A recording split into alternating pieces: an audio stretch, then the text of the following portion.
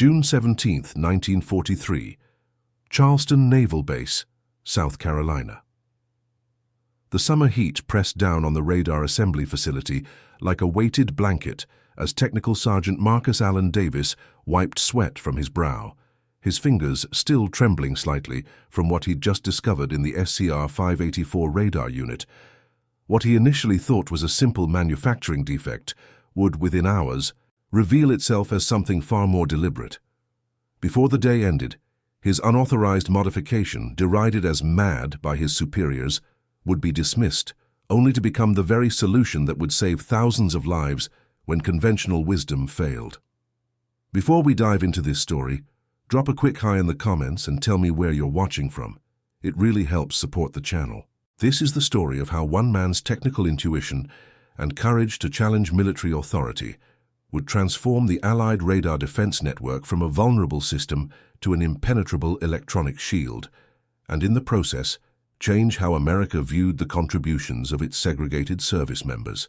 Dawn broke across the Charleston Naval Base, with reluctant fingers of light pushing through the thick South Carolina humidity. Technical Sergeant Marcus Allen Davis, known as Mad Davis to his fellow technicians in the 732nd Signal Aircraft Warning Company, was already at his station in Building 7. The cavernous warehouse had been hastily converted into a radar assembly and testing facility at the beginning of the war.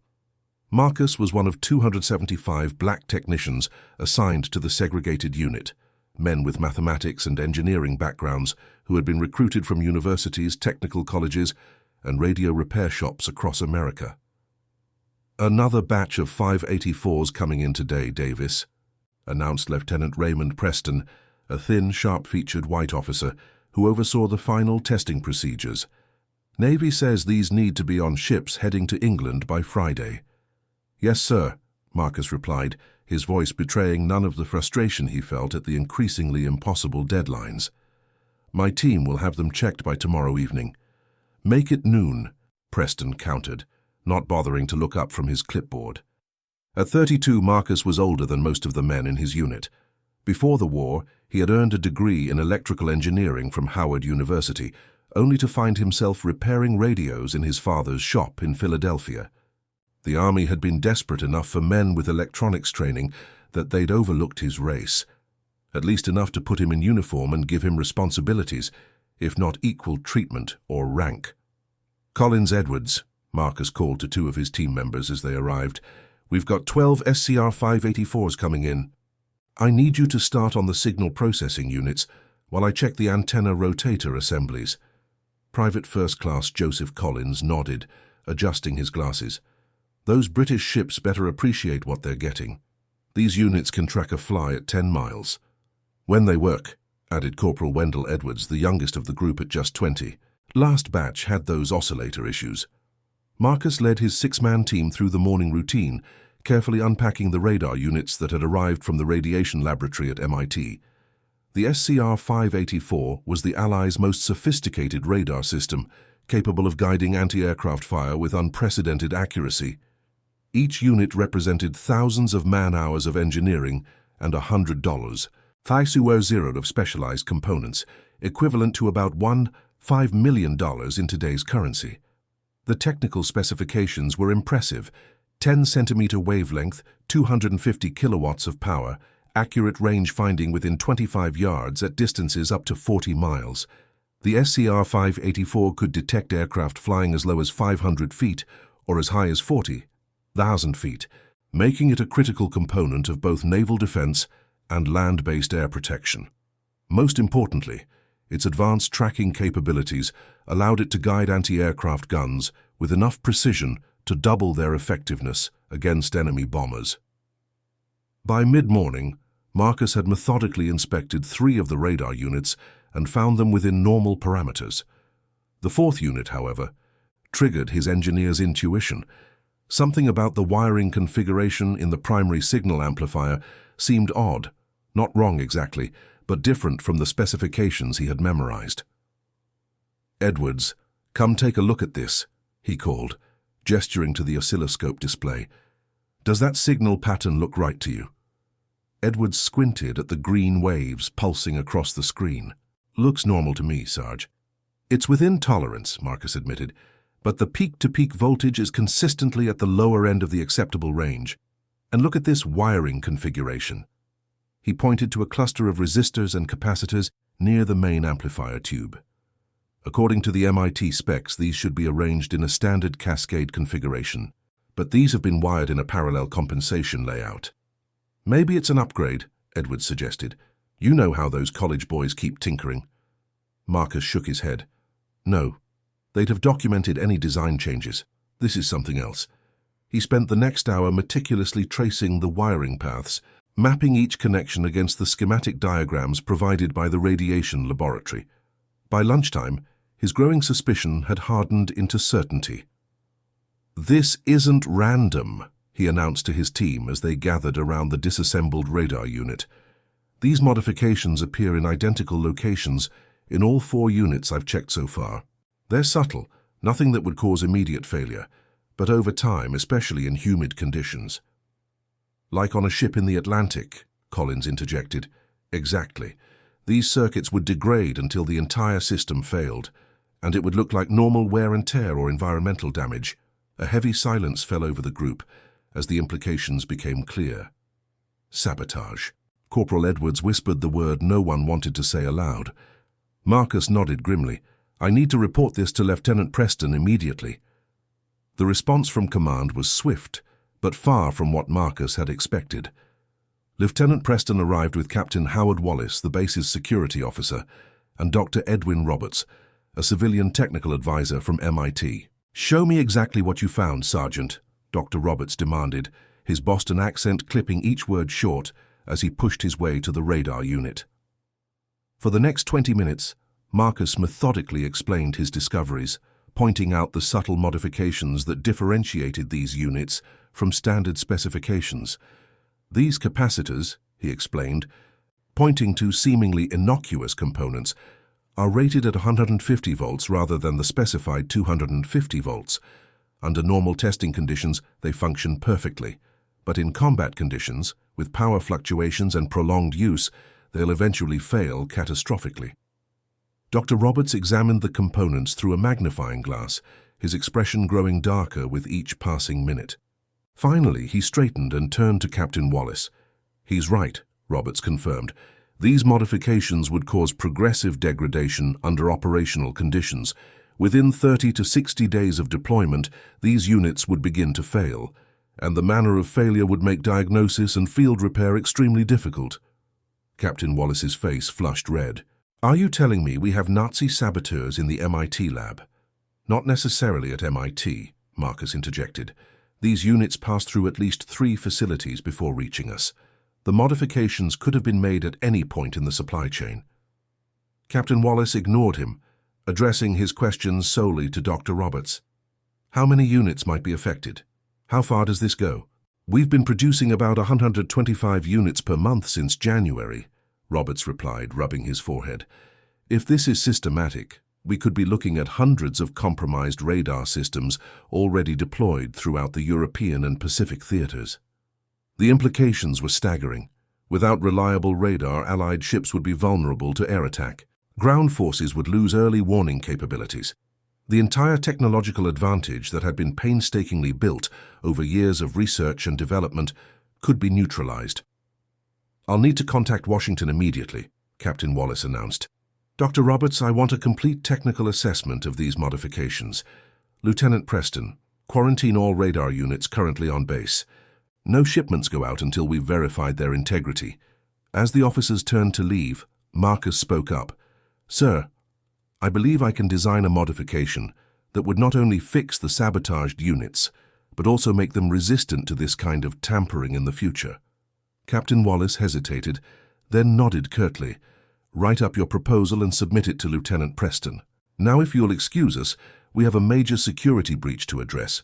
After they departed, Marcus's team gathered around him. "Do you really have a fix, Sarge?" Collins asked. Marcus nodded.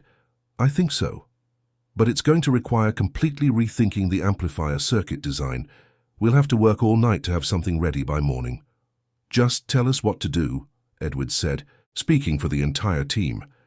As word spread through the facility about the discovery of sabotage, Marcus and his team found themselves isolated in a corner of the warehouse, surrounded by partially disassembled radar units and piles of components requisitioned from the supply depot.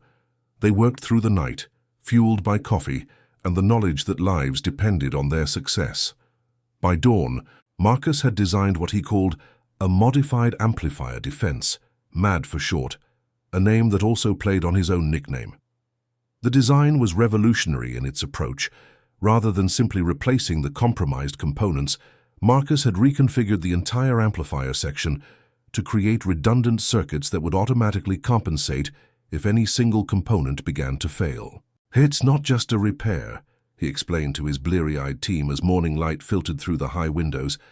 "It's a complete redesign that makes the system more robust than the original." When Lieutenant Preston arrived at 800 hours, Marcus presented him with detailed schematics, performance data from overnight testing, and a prototype unit already implementing the modifications. "I'll make sure this gets to the right people," Preston promised, seemingly impressed despite himself. 2 hours later, Marcus was summoned to the base commander's office. He found himself standing at attention before Colonel William Harrison, Captain Wallace, Dr. Roberts, and 3 men in civilian suits who were not introduced. "Sergeant Davis," Colonel Harrison began, "Dr. Roberts has reviewed your proposed modification. I'll let him explain the technical assessment." Dr. Roberts cleared his throat. "Your discovery of the sabotage was commendable, Sergeant. However, your proposed solution, this MAD system as you call it, represents a radical departure from established design parameters.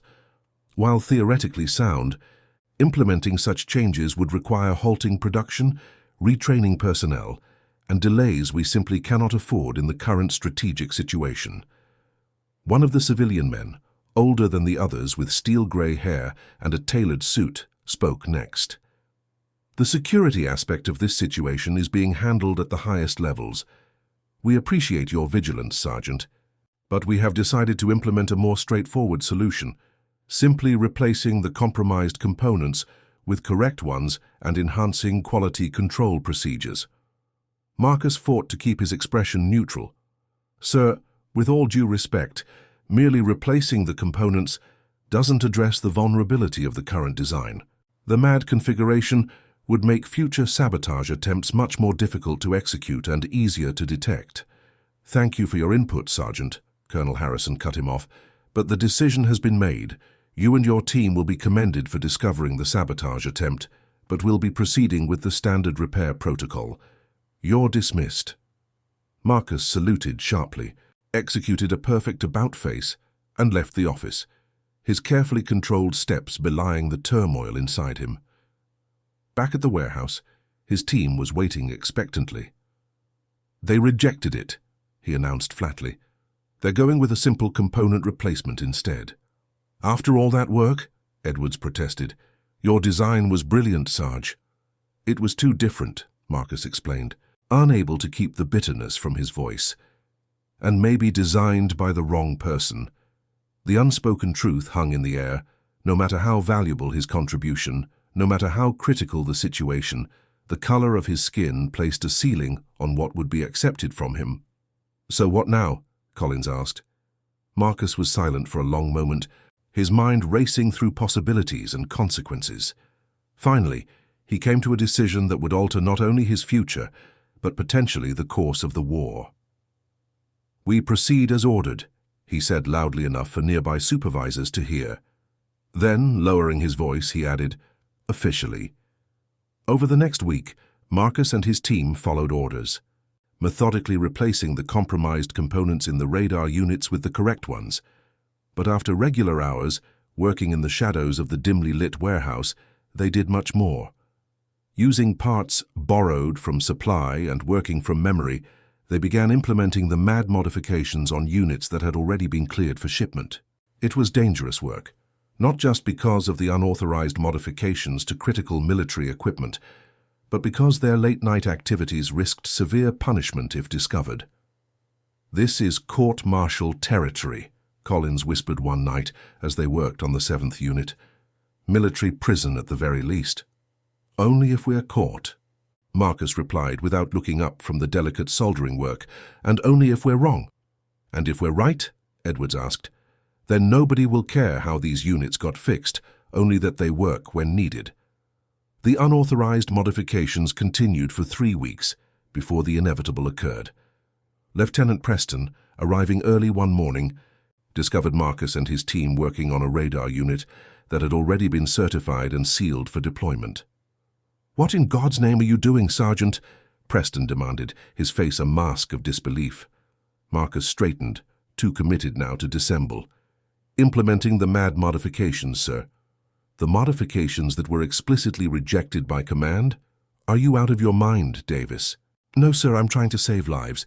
These radar units will fail in field conditions if they're not properly modified. The standard repair protocol isn't sufficient." Preston's face flushed with anger. "You are in direct violation of orders. This is sabotage." "No, sir, this is preventing sabotage. I don't want to hear it. All of you are confined to quarters pending disciplinary action. And God help you when Colonel Harrison finds out about this." The consequences were swift and severe. Marcus was immediately relieved of his duties and placed under guard. His security clearance was revoked, and he was informed that charges would be filed for unauthorized modification of critical military equipment. His team members, while not as severely punished, were reassigned to basic maintenance duties under close supervision. The radar units they had modified were quarantined for inspection, their fate undetermined. For 3 days, Marcus remained in isolation, awaiting court-martial proceedings. Then, unexpectedly, he was escorted not to a hearing but to Colonel Harrison's office. The scene that greeted him was confusing. Along with Colonel Harrison and Dr. Roberts, the room contained several high-ranking officers Marcus didn't recognize, including a brigadier general. "Sergeant Davis," Colonel Harrison began formally, "these gentlemen are from Naval Operations and the War Department. They have some questions about your modified amplifier defense system." The brigadier general, a stocky man with a weathered face and penetrating eyes, stepped forward. "Sergeant, 3 weeks ago, one of the radar units you modified was mistakenly shipped to England aboard the USS Thompson. It was installed on a Royal Navy destroyer, HMS Vigilant, which has been engaged in convoy protection in the North Atlantic." Marcus felt his heart sink. His unauthorized actions had placed Allied sailors at risk. "Yesterday," the general continued, "the Vigilant was attacked by a squadron of Junkers Ju-88 bombers.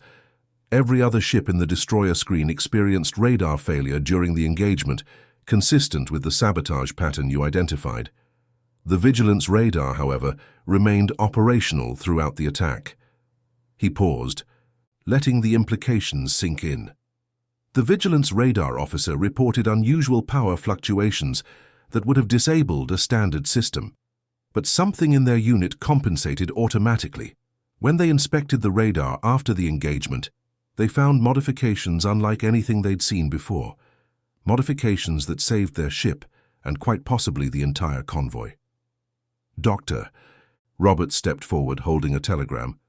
"They sent a detailed description of the modifications. It matches your MAD design exactly, Sergeant Davis." The atmosphere in the room had transformed completely. What had been a disciplinary meeting was now something else entirely. "We need you to explain your design in detail," the general said, "every aspect of it, because right now we have ships and planes across 2 theaters of war with radar systems that could fail at any moment, and you seem to be the only person who's developed an effective countermeasure." For the next 4 hours, Marcus outlined his design principles, explaining how the MAD system created redundant pathways that would automatically compensate for component failures. He detailed the modifications using technical language that only Dr. Roberts and a few specialists in the room could follow completely. "The brilliance of it," Dr. Roberts finally admitted, "is its simplicity. Rather than requiring exotic components or complex manufacturing, Davis has essentially created an immune system within the standard design. It's adaptive rather than merely preventative." The general nodded. "How quickly can this be implemented on a mass scale?" "With the right team and resources," Marcus answered, "we could modify existing units at a rate of 20 per day. For new production, the changes would add perhaps 1 day to the manufacturing process, and these modifications would prevent future sabotage attempts of a similar nature." "Not prevent them, sir," but render them largely ineffective. The system would detect and compensate for anomalies, while also making it easier for technicians to identify tampering. The room fell silent as the officers conferred in hushed tones. Finally, Colonel Harrison addressed Marcus. "Sergeant Davis, the charges against you are being dropped. As of this moment, you are reassigned to a special technical unit under direct War Department authority. You will be given resources and personnel to implement your MAD modifications on all SCR 584 units, current and future." The Brigadier General added, "This will be classified work, Sergeant. Your contribution may not be publicly recognized for some time, if ever. Are you prepared for that?" Marcus thought of his father, who had served in the Great War only to return to a country that still didn't see him as an equal citizen. He thought of his teammates, brilliant minds relegated to menial roles because of their skin color. "I didn't do this for recognition, sir," he replied. "I did it because it needed to be done." The general nodded approvingly. "That's the kind of attitude that wins wars, Sergeant, regardless of who gets the credit." Within 48 hours, Marcus found himself in charge of a newly formed special technical unit, comprised of his original team plus 15 additional technicians, all African-American servicemen with backgrounds in electronics and engineering who had been scattered throughout segregated support units. They were given a dedicated facility, priority access to components, and the authority to modify any SCR 584 radar system in the U.S. inventory. The work was grueling, with 18-hour days becoming the norm as they raced to implement the MAD modifications before more units failed in combat conditions. As July turned to August, reports began filtering back from the field. A destroyer near Sicily that maintained radar contact during an intense Luftwaffe attack. A land-based installation in New Guinea that continued functioning through monsoon conditions that had previously caused systemic failures. An aircraft carrier in the Pacific that tracked and repelled a Japanese night attack when sister ships lost radar capability. Each success confirmed what Marcus had known from the beginning. The MAD system worked. Lives were being saved. The Allied technological advantage was being preserved. Yet officially, none of this existed. The modification program remained highly classified, with all documentation referring only to standard maintenance upgrades. On a sweltering afternoon in late August, Marcus was supervising a final quality check on a batch of 20 modified radar units when Dr. Roberts appeared in the doorway of their workshop. "A word, Sergeant Davis?" They stepped outside into the relative privacy of the loading dock. "I owe you an apology," Roberts said without preamble. "When you first proposed your modifications, I dismissed them too quickly. I was wrong. You were following protocol, Doctor. I was the one bypassing the chain of command." Roberts shook his head. "No, it was more than that. I couldn't believe that He stopped himself, but the unspoken words hung in the air between them. "That a colored sergeant could improve on MIT's design," Marcus finished for him, his voice neutral. Roberts had the grace to look embarrassed. "Yes, and I was wrong. Your design isn't just a fix. It's an improvement on the fundamental architecture.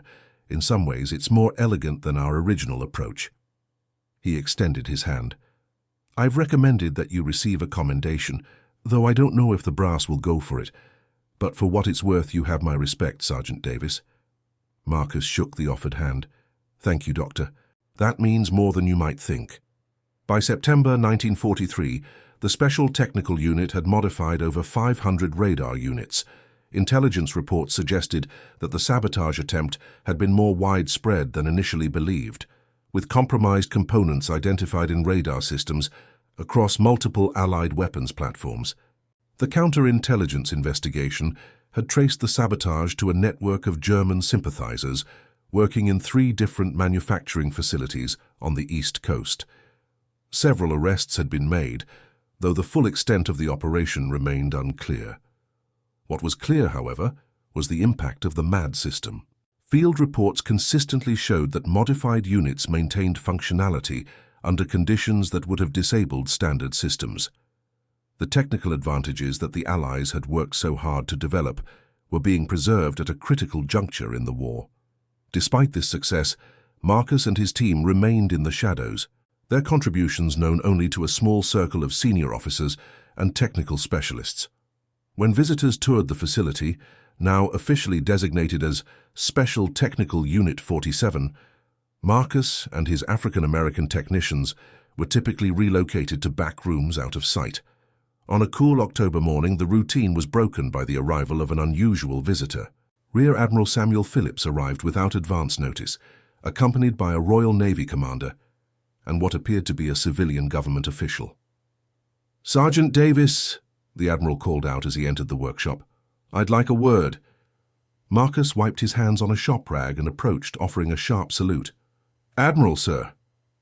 "At ease, Sergeant. This is Commander Ian Whitfield of the Royal Navy and Mr. Henry Carmichael from the War Production Board. They've come specifically to meet you." Commander Whitfield stepped forward, extending his hand. "Sergeant Davis, I was radar officer on HMS Vigilant during the North Atlantic engagement in July. I believe I owe you my life and the lives of my crew." Marcus was momentarily stunned into silence. This was the first time anyone from the field had directly acknowledged his work. "I was just doing my job, Commander," he finally managed. "You did far more than that," Whitfield insisted. "When our radar continued functioning while every other ship in the screen went blind, it made the difference between survival and disaster. The entire convoy, 37 merchant ships carrying over 200,000 tons of war material, made it through because we maintained contact and coordination." Mr. Carmichael, the civilian, spoke next. "Sergeant, the War Production Board has been analyzing the performance data from your modified radar systems. The numbers are remarkable. Units with your MAD implementation are showing 98.7% reliability under combat conditions compared to 72, 3% for standard units. That translates to thousands of lives saved and millions in equipment preserved." Admiral Phillips nodded. "Which is why we're here, Davis. Your work has been noticed at the highest levels. The question now is how to scale it up even further." The meeting that followed would fundamentally change the trajectory of both the radar program and Marcus's military career. The Admiral explained that the War Department wanted to implement the MAD system across all Allied radar platforms, not just the SCR-584, but a dozen different radar types used by American, British, and Canadian forces. "We're talking about thousands of units, Sergeant," the Admiral explained, "far more than your team can handle alone. We need to train additional technical personnel and establish multiple modification centers. We'll need comprehensive documentation, training materials, and a standardized implementation protocol," Mr. Carmichael added. "Essentially, we need to industrialize your innovation." Marcus considered the challenge. "My team can develop the necessary documentation, sir. But for training, we'd need to work directly with technicians from each service branch, and given the classification level." He left the sentence unfinished, the implication clear. How would the military hierarchy respond to black sergeants training white officers and technicians? Admiral Phillips smiled thinly. "That particular obstacle has been addressed at the secretary level, Sergeant. For the duration of this project, your team will operate under special authority. Rank and race are secondary to technical competence. Is that understood?" "Yes, sir," Marcus replied, hardly believing what he was hearing. "Good. As of now, you're promoted to Master Sergeant and appointed Technical Director of what we're calling Project Vigilance. Commander Whitfield will serve as liaison with Allied forces, and Mr. Carmichael will handle logistics and production coordination. You'll be relocated to Fort Monmouth, New Jersey, where you'll have access to the Signal Corps' full resources." The Admiral's aide stepped forward, handing Marcus a folder containing orders, security protocols, and preliminary planning documents. "One more thing, Sergeant," the Admiral added. "While the full scope of Project Vigilance remains classified, you've been recommended for the Legion of Merit. The paperwork is being processed as we speak." The recognition, coming after months of working in obscurity, left Marcus momentarily speechless. When he found his voice, it was thick with emotion. "Thank you, sir, but my team deserves equal recognition. None of this would have been possible without them." "Already being addressed," the Admiral assured him. "Now you have 48 hours to prepare your team for relocation. A transport will be ready at 600 Thursday morning." As the visitors departed, Marcus gathered his team to share the news. The reaction was a mixture of disbelief, pride, and trepidation about the expanded responsibilities they were about to assume. "They're really going to let us train white officers?" Edwards asked, his voice betraying his skepticism. "Those are the orders," Marcus confirmed. "This isn't about us anymore. It's about making sure every radar operator in the Allied forces has equipment they can rely on." "Still feels like a dream," Collins murmured. "Yesterday we were hidden away in this back-alley workshop, and tomorrow we're heading to Fort Monmouth as technical directors." Marcus understood their disbelief. In a military still rigidly segregated, where African-American servicemen were routinely relegated to labor and support roles regardless of their qualifications, this assignment represented a seismic shift, even if it was born of necessity rather than enlightenment. "It won't be easy," he cautioned.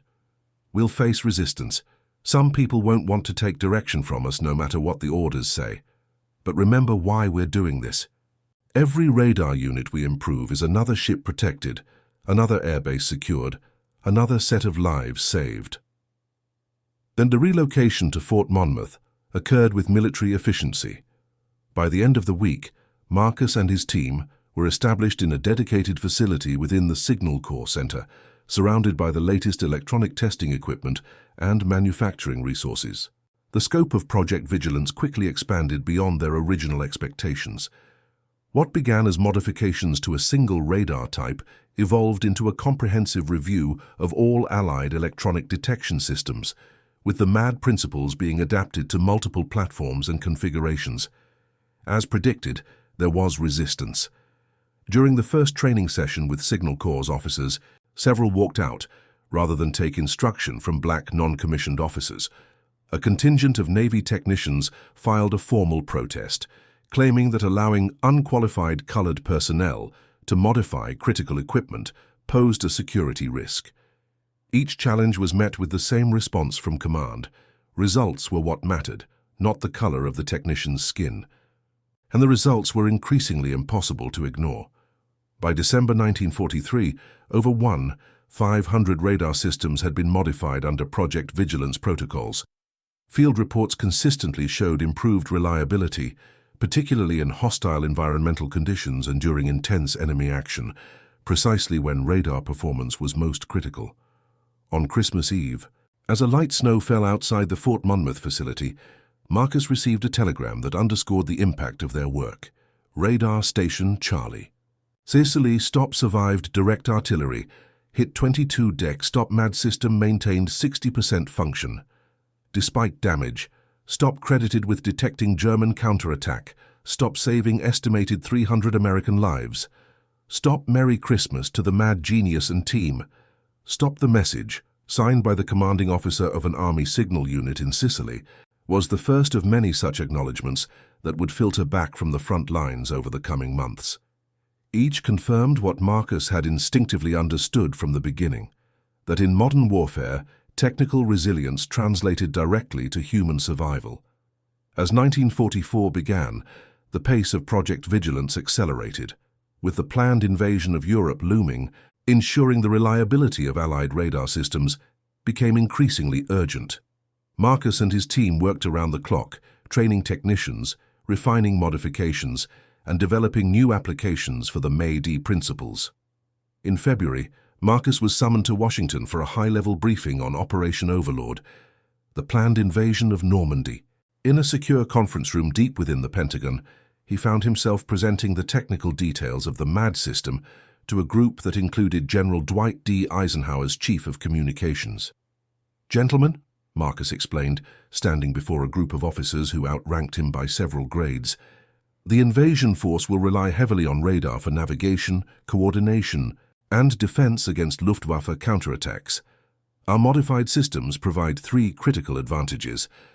He outlined each point methodically, using the technical language that had become his passport across the racial boundaries that typically constrained men of his color. First, resistance to environmental interference, critical for operations in the unpredictable weather of the English Channel. Second, component-level redundancy that maintains function even when portions of the system are damaged by enemy fire. And third, diagnostic capabilities that allow field technicians to quickly identify and address any malfunctions that do occur. The generals and colonels listened attentively, interrupting occasionally with technical questions that Marcus answered with practiced precision. By the end of the presentation, even the most skeptical officers were nodding in agreement. "Master Sergeant Davis," the communications chief concluded, "your team's work will be an integral part of the Overlord security envelope. I want every radar system in the invasion force, air, sea, and ground, modified to your specifications before May 1st. Can you meet that deadline?" Marcus did a quick mental calculation. "With additional personnel and round-the-clock operations, yes, sir, but we'll need expanded authority to requisition components and coordinate with allied technical units. You'll have it, whatever you need." The commitment would push Project Vigilance to its limits, but the importance of the mission was clear. The success of the largest amphibious invasion in history would depend, in part, on the reliability of its electronic eyes and ears. Returning to Fort Monmouth, Marcus reorganized his team into specialized units, each focused on a specific radar platform. Additional technicians were brought in from Signal Corps units across the country, many of them African Americans who had previously been underutilized despite their technical training. Lieutenant Preston, who had opposed the May-D modifications in Charleston, was now assigned as Marcus's administrative officer, a reversal of roles that neither man commented on directly, but which symbolized the project's evolution. "We need to establish forward modification centers in England," Marcus informed Preston during a planning session. 3 locations, close to the embarkation points for the invasion force. Each will need a full technical team and component supplies. Preston nodded, making notes. "I'll coordinate with British authorities. How many technicians per center?" 12 minimum, with at least 4 fully qualified on each radar type. "And we'll need direct communication links back to Fort Monmouth for technical consultation. I'll arrange it. Anything else?" Marcus hesitated, then decided to address the elephant in the room. "Some of my best technicians are colored, Lieutenant. They'll need to be included in the forward teams." Preston's pen paused momentarily, then continued. "Understood. I'll make sure the necessary accommodations are arranged." It wasn't enthusiasm, but it was acceptance. Pragmatic recognition that the technical demands of modern warfare were beginning to override traditional social barriers. By April 1944, Project Vigilance had expanded to include over 200 technicians working at 7 modification centers across the United States and 3 in England. Under Marcus's direction, they had developed standardized procedures for implementing the MAD system across 14 different radar platforms, from massive ground-based early warning arrays to compact aircraft installations. The statistics told a compelling story. Modified radar systems showed a 94% reliability rate in combat conditions, compared to 67% for unmodified systems. Mean time between failures had increased by 340%. And most importantly, successful target acquisition and tracking had improved by nearly 60%, directly enhancing the effectiveness of anti-aircraft batteries and fighter interceptions. As D-Day approached, Marcus found himself increasingly involved in the strategic planning for the invasion's electronic warfare components. His technical expertise had earned him a place at briefing tables, where no black non-commissioned officer had sat before. Yet even as his professional status rose, the contradictions of serving in a segregated military remained stark. When traveling between facilities, he still faced discrimination in transportation, accommodation, and dining. His technical authority might be respected within the confines of Project Vigilance, but step outside those boundaries, and he was just another colored soldier in a nation still defined by racial hierarchy. On the evening of June 5, 1944, Marcus was working late at the Fort Monmouth facility when Lieutenant Preston burst into his office. "It's starting," Preston announced without preamble. "The invasion. First reports are coming in now." Marcus nodded, absorbing the news they had been anticipating for months. "Any word on radar performance?" "Too early for details, but preliminary signals indicate all systems are operational. Your modifications are holding." "They're not my modifications anymore, Lieutenant. They belong to every technician who implemented them." every operator who relies on them. Preston acknowledged the correction with a slight nod. Either way, a lot of lives depend on them tonight. As reports from the Normandy invasion began to filter back over the following days, the impact of Project Vigilance became increasingly apparent. Despite challenging weather conditions and intense enemy countermeasures, Allied radar systems maintained functionality throughout the critical early phases of the operation.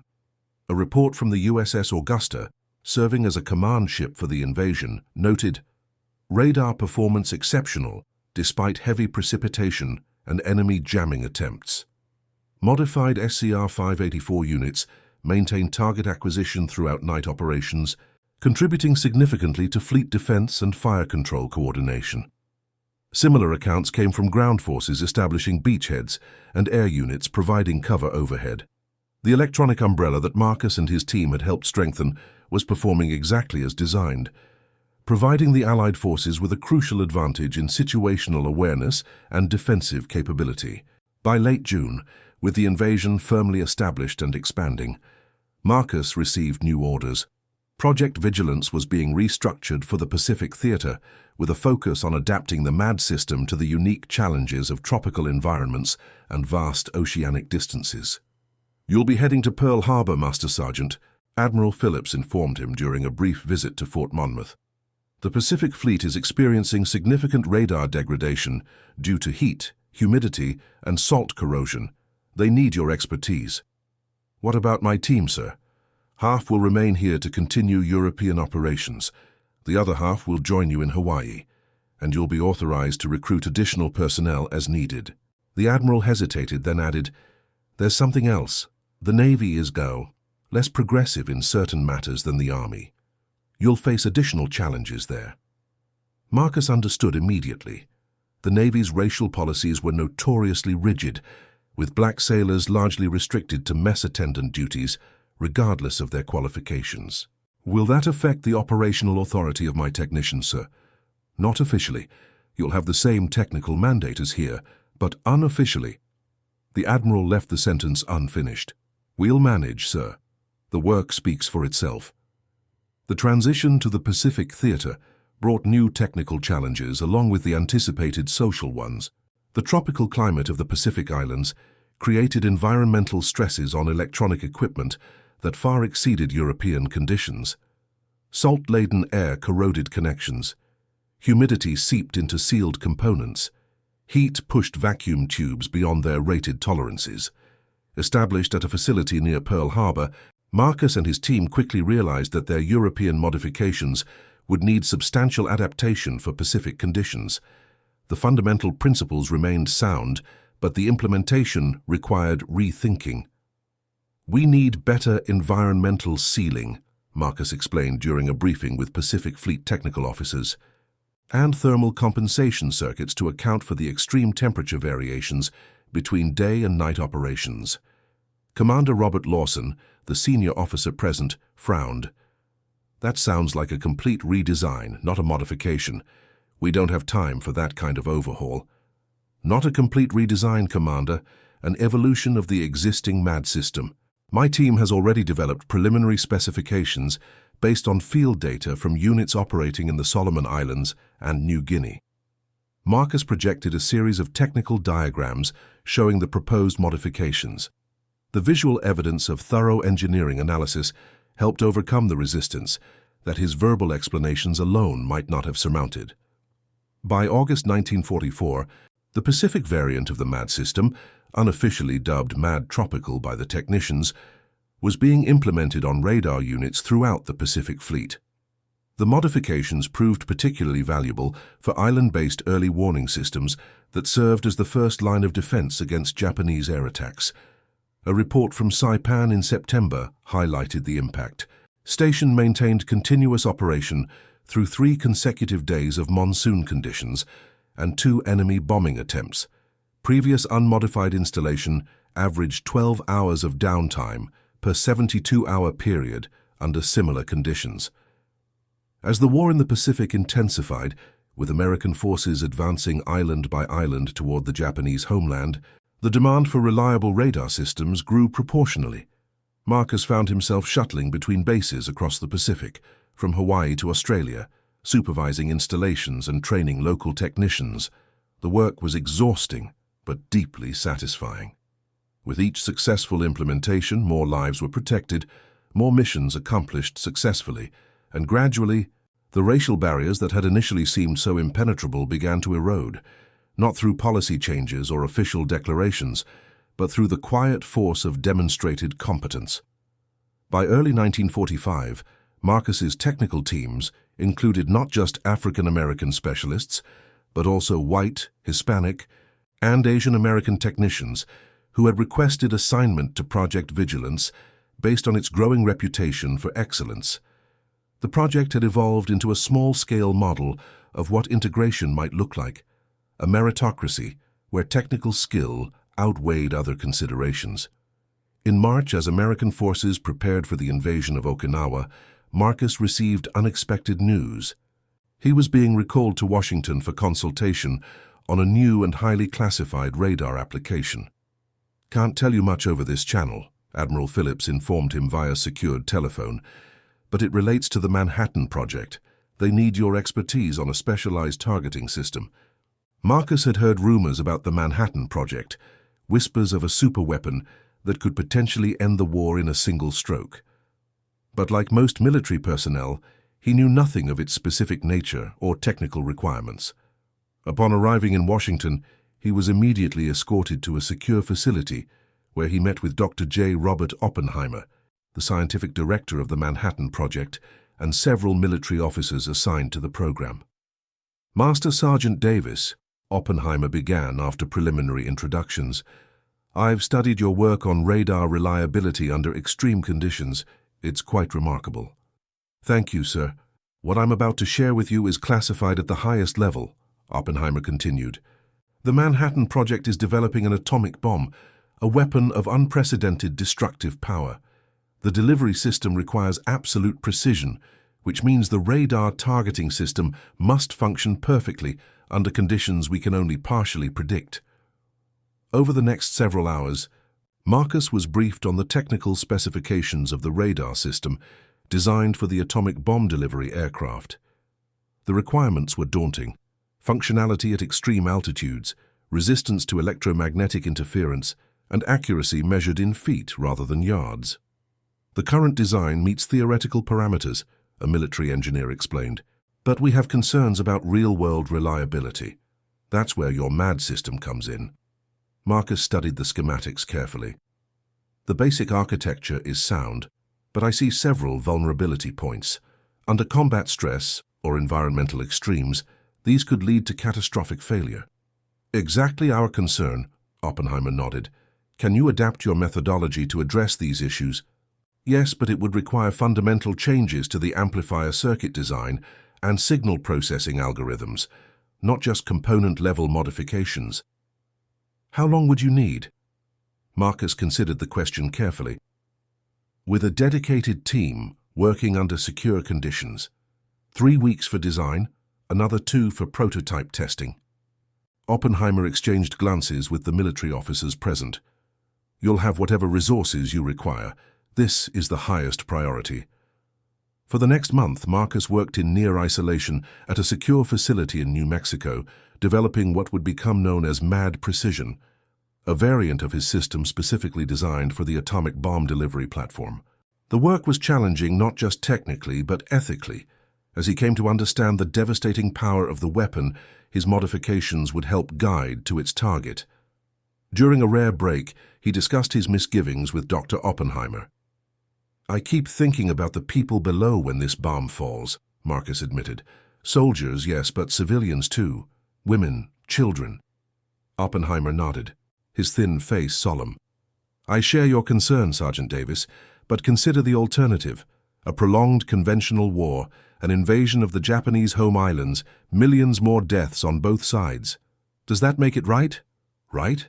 Oppenheimer seemed to contemplate the word as if it were a foreign concept. "I'm not sure right is a category that applies in total war, but necessary, perhaps. And if it must be done, then it must be done precisely, which is where your work becomes crucial. An inaccurate drop could miss military targets entirely while still causing massive civilian casualties." The conversation provided no easy resolution to Marcus's moral dilemma, but it clarified the practical importance of his task. If this terrible new weapon was to be used, then ensuring its accurate delivery was an ethical imperative in itself. By July 1945, the MAD precision system had been fully implemented and tested on the modified B-29 bombers designated for the atomic mission. Marcus's design exceeded all performance specifications, maintaining targeting accuracy within a 15-foot radius under simulated combat conditions, a level of precision previously thought unattainable with existing technology. On August 6, 1945, Marcus was at Pearl Harbor when news arrived of the atomic bombing of Hiroshima. 3 days later, a second bomb fell on Nagasaki. The technical reports that followed confirmed that the radar systems had functioned exactly as designed, delivering their apocalyptic payload with the precision his modifications had made possible. The war ended within days of the second bombing. Japan's surrender on August 15th brought jubilation throughout Allied nations, and particularly among the weary servicemen who had been preparing for what promised to be a bloody invasion of the Japanese mainland. For Marcus, the emotions were more complex. Pride in his technical contributions to the Allied victory was tempered by awareness of the destruction those same contributions had helped unleash. Like many who had worked on the atomic project, he found himself contemplating questions of science, morality, and responsibility that would haunt him long after the war's end. In the immediate aftermath of the Japanese surrender, Project Vigilance underwent a final transformation. What had begun as an emergency response to sabotage evolved into a standardized protocol for radar system design throughout the American military. The principles Marcus had developed were incorporated into technical manuals, training programs, and procurement specifications. In September 1945, Marcus received orders to report to the Pentagon for what he assumed would be a debriefing and reassignment, now that the war had ended. Instead, he found himself ushered into a small ceremony attended by senior officers from all service branches. Admiral Phillips, now sporting an additional star, greeted him warmly. "Master Sergeant Davis, your contributions to the Allied victory have been extraordinary. Project Vigilance directly saved thousands of lives and indirectly contributed to countless successful operations across both theaters of war." A citation was read detailing Marcus's achievements, carefully worded to obscure classified aspects while acknowledging the scope of his impact. Then, to his astonishment, he was presented with the Legion of Merit, one of the highest non-combat decorations awarded by the United States military. Furthermore, the Admiral continued after the medal had been pinned to Marcus's uniform, "I'm authorized to inform you that you've been selected for the Army's Advanced Technical Education Program. If you accept, you'll be commissioned as a first lieutenant and sent to MIT for graduate studies in electrical engineering, with a subsequent assignment to Army Signal Research and Development."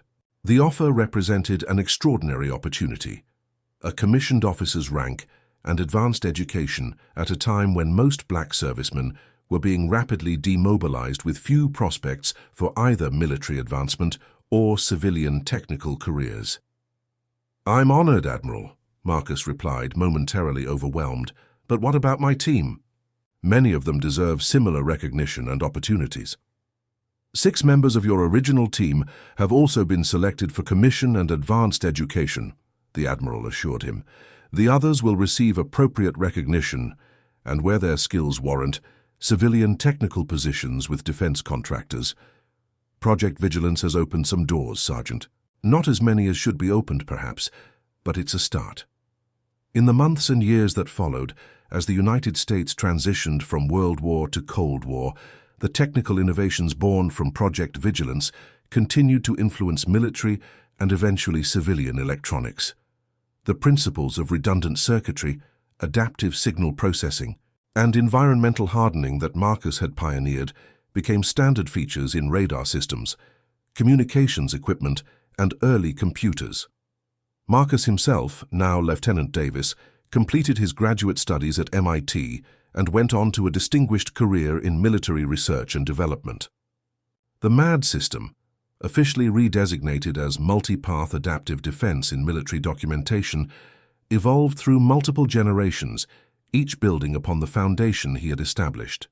Yet, despite the professional recognition and advancement he achieved, Marcus never forgot the contradictions that had defined his wartime service, the way necessity had temporarily suspended racial barriers that reasserted themselves once the crisis passed. The technical meritocracy that had emerged within Project Vigilance proved to be the exception rather than the rule in post-war America. It would take another war career, and the executive order signed by President Harry Truman in 1948 to begin the formal desegregation of the United States military.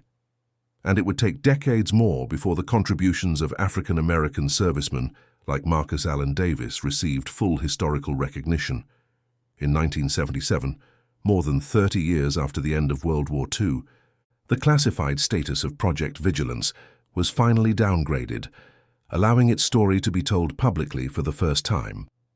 By then, Colonel Marcus Davis, retired, was teaching electrical engineering at Howard University, passing on his knowledge to a new generation of students for whom opportunities were slowly expanding beyond the limits he had faced.